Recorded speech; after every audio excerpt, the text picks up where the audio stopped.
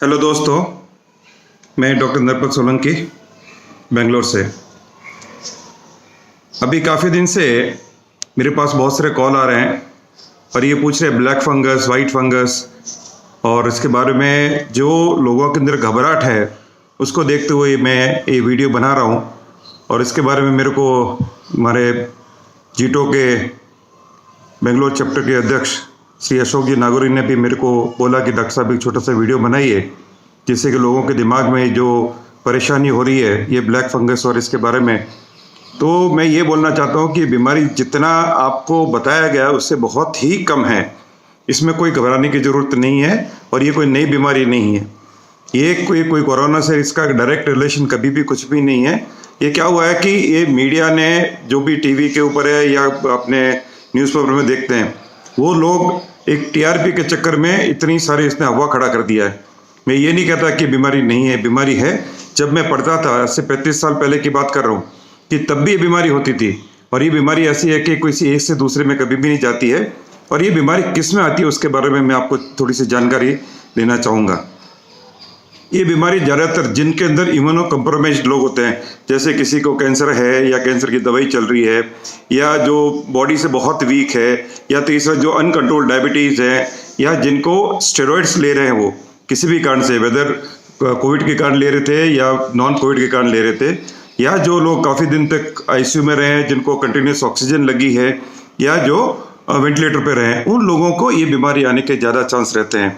बाकी normal population में chances मैं बोलता हूँ कि लाख में एक भी नहीं है कि 10 लाख में भी एक नहीं है, क्योंकि नॉर्मल में बीमारी आती नहीं है।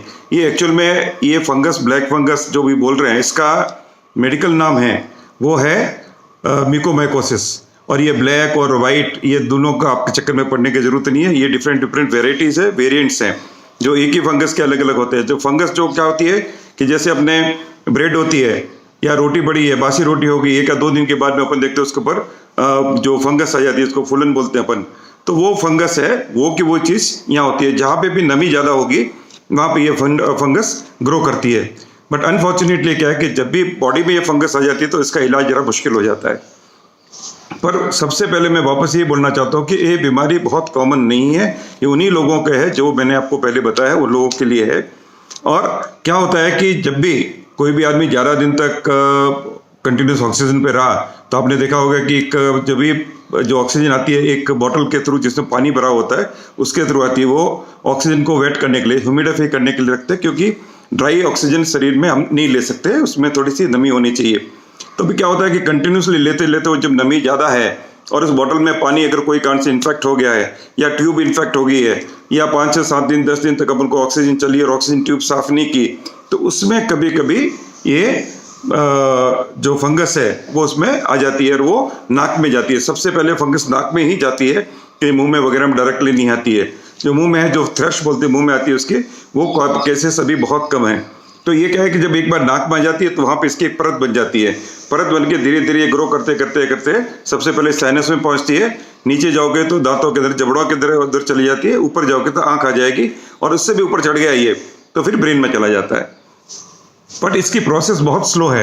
यूजुअली देखा ये गया है कि जब भी पेशेंट हॉस्पिटल में होते हैं तब तक उनको इस बीमारी का मालूम नहीं चलता है, क्योंकि बहुत सारी दवाइयों पे भी रहते हैं, दूसरे भी रहते हैं, तो इससे क्या कि मालूम नहीं चलता है।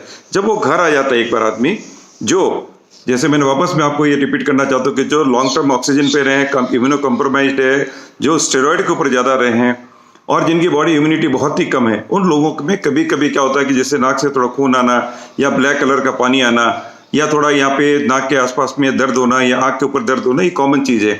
तो उन लोगों को अगर कुछ है ऐसा, तो अगर कोई आदमी लॉन्ग टर्म तक आईसीयू में रहा है या कंटिन्यूस ऑक्सीजन पे रहा है तो उनको मेरी तो यही सलाह है कि वो हर 5-7 दिन में एक बार जाकर के अपने ENT सर्जन को दिखा दे। वो अपने एंडोस्कोपी से इसको देख लेगा कि कहीं फंगस की ग्रोथ तो स्टार्ट नहीं हो गई है, हुई है तो उसका ट्रीटमेंट आसानी से कर सकते हैं।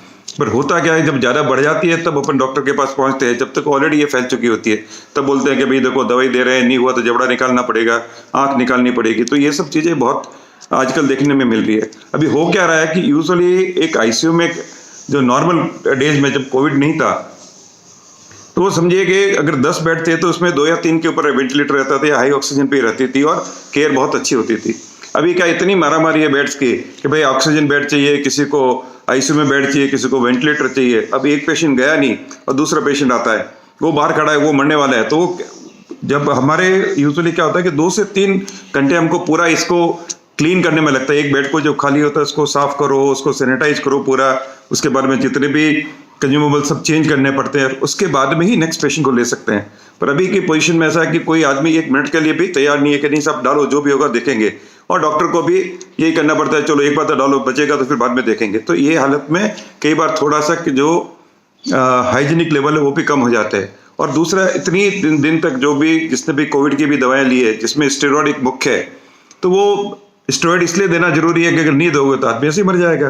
नहीं मर गया तो उसको क्या कर सकते हो। तो इसलिए स्टेरॉइड इज लाइफ सेविंग। तो मैं ये नहीं कहूँगा नहीं स्टेरॉइड नहीं लेना चाहिए, ये जजमेंट है डॉक्टर का भी। इसको लगेगा कि भाई इन्फ्लेमेशन ज़्यादा है तो उसको दबाने के लिए सिवाय स्टेरॉइड के कोई लेना देना कोई दूसरी दवाई है ही नहीं, तो ठीक है स्टेरॉइड लेंगे। पर स्टेरॉइड के बाद में जो इसके साइड इफेक्ट आ रहे हैं उसके लिए आप 4-5 दिन में या 7 दिन में एक बार जाके अपने ENT सर्जन को, डॉक्टर को दिखा दो कि भाई मेरे को कोई ऐसी प्रॉब्लम तो नहीं है, या आपको कोई सिम्टम है कि जैसे मैंने आपको 4-5 सिम्टम बताए थे कि वो सिम्टम है तो आप उनको जरूर दिखाइए। पर इसमें जो percentage of the infected patient with mucormycosis इस बहुत ही कम। 1000 में से अगर 1000 आदमी आईसीयू में एडमिट हुए हैं तो 4 या 5 को ही हो सकता है। और ऐसा नहीं कि 5 को हो गया तो उनका पूरा खत्म हो जाएगा, उसमें से काफ़ी बच भी जाते हैं। पर अनफॉर्चुनेटली क्या है कि इसकी जो दवाई अभी अवेलेबल है वो एम्फोटेरिसिन भी है, जो लाइफोलाइज्ड होती है, वो ही अभी तक अवेलेबल है। टैबलेट्स वगैरह इतने ज़्यादा कारगर नहीं होती है, तो डॉक्टर देते हैं। पर अभी सडनली जिस हिसाब से स्पर्ट हुआ है तो हर दवाई अभी कम हो गई है, एम्फोटेरिसिन भी नहीं मिल रही है। तो मैं आपसे सबसे निवेदन करूंगा कि आप कोई भी दवाई को लेकर के घर में मत रखना कि मेरी जरूरत पड़ेगी। तो मैं आपको कल का एक वाक्य बताऊँ तो मैं अपनी ओपीडी में बैठा था, कल मैंने करीब 20 मेरे आँख के पेशेंट देखे, तो उसमें से 10 तो इसके लिए आए थे कि साहब थोड़ा यहाँ पे दर्द हो रहा है, मेरे आँख के ऊपर दर्द हो रहा है, आँख थोड़ी लाल हो गई है, नाक के आजू बाजू में दर्द हो रहा है, कि साहब मेरे को कहीं ब्लैक फंगस तो नहीं हो गया। और मैं हंसता रहा, मैंने कहा भाई आपको क्यों आएगा ब्लैक फंगस, आपको तो कोई चांस ही ना, तो आप हॉस्पिटल में गए और हॉस्पिटल भी गए तो 2 दिन में वापस आ गए, तो आने का चांस नहीं। तो ये डर जो है वो निकाल दीजिए, मैं अभी बोलता हूँ, डर बिल्कुल निकाल दीजिए। आपने कभी भी करो हॉस्पिटल में नहीं गए, अगर आपको कोविड आके घर में ठीक हो गया है या कोविड के लिए 5-7-10 दिन हॉस्पिटल में रहे, आपको ज़्यादा ऑक्सीजन नहीं लगी है, आप निश्चिंत रहिए, आपको कुछ नहीं होने वाला है, निश्चिंत रहिए, मैं आपको भी बोल देता हूँ, ठीक है ना। तो इसके लिए बात में घबराइए मत कि ये हो जाएगा मेरे को, वो हो जाएगा, नहीं होने वाला है। मैं आपसे फिर एक ही बात निवेदन करूंगा कि आप ये म्यूकोमाइकोसिस का दिमाग से निकाल दीजिए। मीडिया जो बता रहा है, कभी व्हाइट बता रहा है, कभी ब्लैक बता रहा है, मेरे को तो लगता है कभी ये पिंक और ब्लू भी ले आएंगे।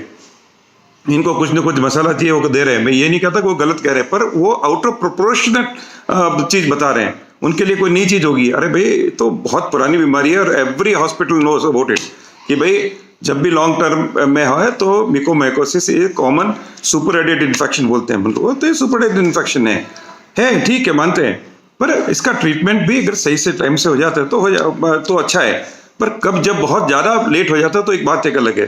और जैसे मैं बोला कि लाखों में से एक होता है, आप क्यों डरते हो, तो मैं आपसे फिर भी निवेदन करता हूँ कि प्लीज़ आप इसको घबराइए नहीं, जो भी है आप आराम से रहिए। अगर आपको बहुत दिन तक आप आईसीयू में रहे, आप 4-5 दिन में डॉक्टर साहब के पास जाइए, अपने ENT वाले के, वो क्या बोलते हैं, या आँख वाले डॉक्टर, आँख की प्रॉब्लम तो आँख में जाइए, और आपको कोई तकलीफ नहीं आने वाली है, मैं आपको अभी भी बोलता हूँ। Thank you very much.